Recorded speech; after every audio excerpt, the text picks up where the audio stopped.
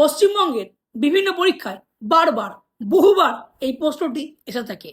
প্রশ্নটি হচ্ছে তিস্তা নদীর ডান দিক বা পশ্চিম দিককে কি বলা হয় এবং তিস্তা নদীর বাম দিক বা পূর্ব দিককে কি বলা হয়।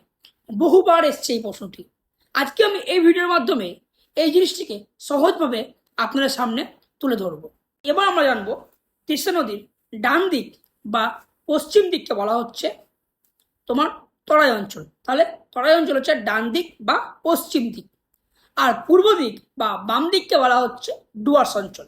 তাহলে তিস্তার বাম দিক বা তোমার পূর্ব দিককে বলা হচ্ছে ডুয়ার্স অঞ্চল, বাম দিক আর পূর্ব দিককে হচ্ছে ডুয়ার্স অঞ্চল, আর ডান দিক আর পশ্চিম দিককে বলা হচ্ছে তোমার তরাই অঞ্চল।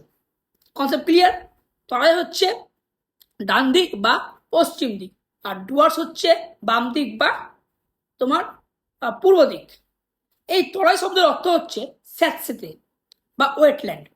এটা পরীক্ষায় প্রশ্ন আসে, তরাই শব্দের অর্থ কি? তরাই শব্দের অর্থ হচ্ছে স্যাঁতসেঁতে বা ওয়েটল্যান্ড। আর ডুয়ার্স শব্দের অর্থ হচ্ছে দ্বার বা দরজা। তাহলে ডুয়ার্স শব্দের অর্থ হচ্ছে দ্বার বা দরজা। তাহলে এখান থেকে চারটে প্রশ্ন আসতে পারে। তরাই তিস্তা নদীর ডান দিককে কি বলা হচ্ছে, বাম দিককে কি বলা হচ্ছে? তিস্তা নদীর ডান দিককে বলা হচ্ছে তরাই, আর তিস্তা নদীর বাম দিককে বলা হচ্ছে ডুয়ার্স। তরাইয়ের অর্থ হচ্ছে স্যাঁতসেঁতে আর ডুয়ার্সের অর্থ হচ্ছে দ্বার বা দরজা। আশা করি আপনাদের কনসেপ্ট ক্লিয়ার হয়েছে। আমার ভিডিওটি ভালো লাগলে অবশ্যই লাইক এবং শেয়ার করবেন। Thank you so much for watching my video.